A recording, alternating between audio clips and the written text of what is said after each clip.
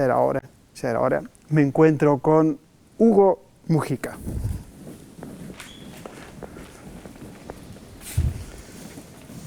Maestro, Tal. ¿cómo va? Muy bien. ¿Cómo termina el año? Bien.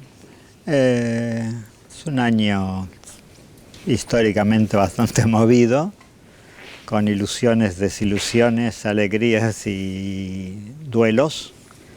Pero bueno, ese es el juego de la democracia. Creo que ha sido un año cruel si uno mira la historia. Podríamos pensar en Alepo como la imagen, ¿no? O ese nene en la playa. Digo, es muy impresionante cómo el mundo va siendo tomado por esas guerras que son la usura. Digo, son 20 personas que deciden las guerras, ¿no? Y cada vez más siento que los ciudadanos somos como rehenes. Y eso avanza, ¿no? Avanza y avanza de alguna forma con el aplauso de todos nosotros. Esa es la fascinación que tiene un sistema tan cruel, tan poderoso y a la vez que nos subyuga. Digo, nos va transformando, formateando sería la palabra, cada vez más en meros productores, ¿no?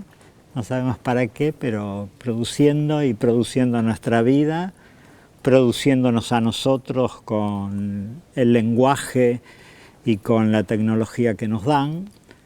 Y yo creo que va quedando cada vez más sepultada la vida, ¿no? Digo, en este sistema que de alguna forma controla científicamente y explota comercialmente. Y en el medio de todo eso es muy, muy loco como cada vez la tierra que está abajo del asfalto cada vez tiene menos posibilidad de encontrar una fisura desde la cual surgir. Hay un miedo al otro también, porque hablaste del nene en la playa. Sí.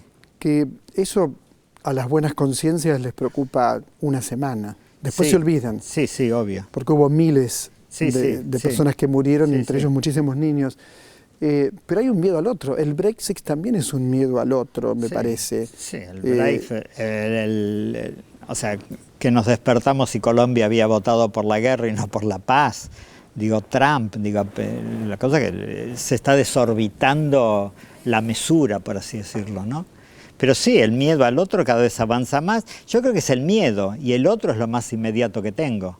Pues yo no puedo ponerle una bomba ni a quién habría que, bueno, no vamos a dar apología a quién habría que matar. Ahí aparece el extranjero como la imagen, ¿no? Es lo otro.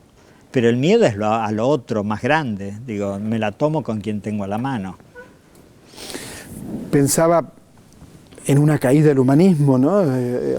Sí, tampoco... en este principio del siglo XXI. Sí, pero tampoco el humanismo fue tan humanista. Digo, porque ahora hablamos del humanismo. El humanismo termina en el siglo XX con 2 guerras mundiales, 70 millones de muertos en el nombre de gente que manejaba el mundo, que eran ilustrados. Sí que el humanismo, el haber puesto el hombre como centro del mundo y su razón como el motor de la historia, todo eso también fracasó. Digo, no es que eso estuvo tan lindo. Si estaba lindo hubiera seguido. De alguna forma creo que se cayó porque ya no tenía contenido, ¿no? Digo, no sé qué va a venir. Yo creo que lo que va a surgir va a ser a través de una nueva mezcla de o sea, de un mundo que está moviéndose de un lado para otro. De ahí saldrá un mestizaje nuevo. Y la gran tensión por ahí es si eso nuevo va a ser fagocitado por lo viejo, que sería el capitalismo, pero no tomándolos como demonios, ¿no? Sino como simplemente dentro de lo cual estamos viviendo. O si eso puede ser capaz de construir algo y aparecer una novedad, ¿no? Porque no hay que olvidarse que también las monarquías no eran nada menos que la delegación del poder divino, y pasaron. Digo, ningún sistema fue eterno. Pensaba que un discurso que contrapesa el discurso capitalista es el religioso hoy. Y eso me parece muy positivo a mí. Sí, pero no el religioso oficial, por así decirlo. No. Yo diría que no el religioso de las religiones. Y no quiero tirarme en contra mío. Lo dice un sacerdote. Sí, sí, no, yo creo que las religiones formaron parte de un mundo que es el mundo que se está cayendo. Tendrá que reconstruirse lo religioso desde el fenómeno que lo originó con una nueva forma. Pero obviamente que las magnitudes de las religiones, etcétera, eso pasó, ¿no? Y está viniendo de alguna forma, yo diría, una espiritualidad, por así decirlo, versus una religión, que implicaría una simbólica ya solidificada y que de alguna forma ya es como una cosa ya a mano, ¿no? De un Dios disponible, un Dios dado por descontado, con quien sé las reglas cómo jugar. Eso creo que pertenece a un mundo que cayó. Así como el Renacimiento resignificó absolutamente las religiones. Y la antigüedad, cuando se forma Europa, la antigüedad, etc. Bueno, cuando cambia una cultura se resignifica también esa forma de relacionarse con eso que no sabemos, que llamamos de alguna forma Dios, entre los nombres posibles que tendríamos con lo cual vincularnos, ¿no? Hay un tema pendiente desde siempre, que es el hambre. Pendiente Sí. desde siempre. Sí. Antes del capitalismo, Y el crimen en también. el capitalismo y el crimen. Sí. Exactamente, el Sí. hambre y el crimen. Y también está lo que vos hacés y lo que hacen tantos como vos, que es el arte, que es la poesía, que es la literatura. La literatura y el arte no pudieron parar a Hitler, por ejemplo. No, el país más culto quizás de Europa o lo que era el imperio austrohúngaro, lo que quedó de ese imperio, no pudieron parar a Hitler. Sin embargo, hay algo que se va produciendo cuando uno lee, por ejemplo, libros tuyos o cuando lee materiales que lo transforman. Esto es una manera para vos de vivir seguro, pero digo, es una manera también de contrarrestar en algo ese mundo tan complejo que estamos describiendo. Sí, pero está la frase de Marx, hay que cambiar la historia, ¿no? Y está la frase de Baudelaire, hay que cambiar la vida. Yo creo que la creatividad apunta a la vida y después por ahí le pasa y trata de pisarlo la marcha de la historia. Yo creo que la vincularidad del arte tiene que ver con eso que es, yo no diría eterno, pero al menos constante en el hombre, como el hambre, el crimen, que sería el amor, el dolor, las 3 o 4 cosas humanas, ¿no? Para mí en eso el arte es capaz de traer a la presencia y por lo tanto generarlo como sentido la condición humana. Y después está la historia, ¿no? Que en este momento estamos bastante presos de la historia, como el medioevo estuvo preso de la religión, la antigüedad del destino. A nosotros nos toca el haber elegido la historia como un absoluto al cual nos tenemos que sacrificar y darle tributo. Pero yo creo que el arte siempre fue el testimonio de eso otro, ¿no? De eso otro que simplemente es la vida. Y porque después de todo, porque se inventa la literatura, ¿no? Para contarnos historias que no fueron y que sin embargo nos transforman. Yo siempre digo en chiste que Madame Bovary es más real que mi mamá. Claro. Digo, generó más. Claro, y que Shakespeare es más verdadero que la vida. Obvia, claro, sí. Pensaba en un acontecimiento que fue en estos días la muerte de Fidel Castro. Sí. Más allá de lo controvertido que es pensar Cuba y pensar a Fidel Castro, Sí. ¿no? Digo, en un momento, para mi generación, una enorme ilusión.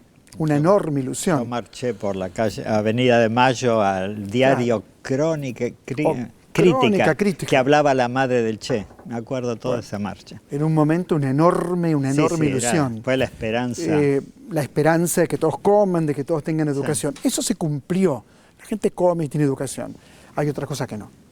Y que negarlo es como negar que si tiene 4 patos y ladra es perro, sí. ¿No? Pero también marca este tiempo. O sea, ese líder que en un momento era la esperanza humanista, incluso gente que después lo ha denostado como Vargas Llosa lo acompañaron, de pronto también se derrumba y se pierde.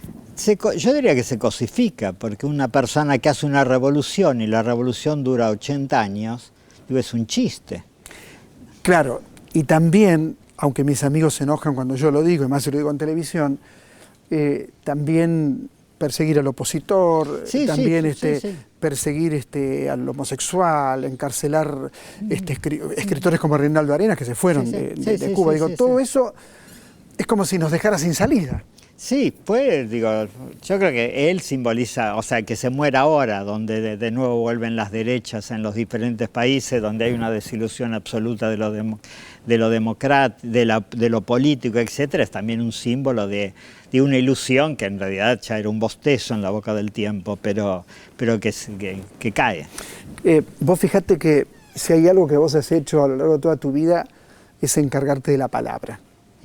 La palabra es tu vida, me parece la palabra en algún punto, ¿no? Y de pronto asume un señor como Trump en Estados Unidos. Y en los archivos muestran todas las barbaridades que dijo a lo largo de su vida, que incluyen abuso sexual, falta de respeto a la mujer, todo lo que ya sabemos. Y ese término nuevo que inventaron ahora que se llama posverdad. Sí, bueno, no es término nuevo, es realmente una constatación. Porque lo más loco es que eso pueda pasar y que no tenga incidencia. Eso. No tiene ninguna incidencia. Es o sea, que todos sabemos. Claro. Es como ver las guerras por televisión. Sí, todos sabemos todo eso, pero bueno, después hay que poner la olla y hervir los fideos. No, lo más loco es que la palabra ha dejado de tener incidencia. Y es más, ni se le pide. Lo que se pide es un efecto de lenguaje que nos entusiasme y que se parezca a lo que ya queremos. Cuando uno lee tu libro, Dionisios, que a mí me parece el libro para recomendar, ahí hay una apuesta por la palabra de verdad, hay una apuesta por el entusiasmo, por la creatividad, por todo lo que significa Dionisios, me parece. Y ahora estamos a unos días de Navidad, y siempre me impacta hablar con vos del tema. ¿Qué significa la Navidad para un sacerdote que yo admiro y respeto tanto como a vos? No, significa el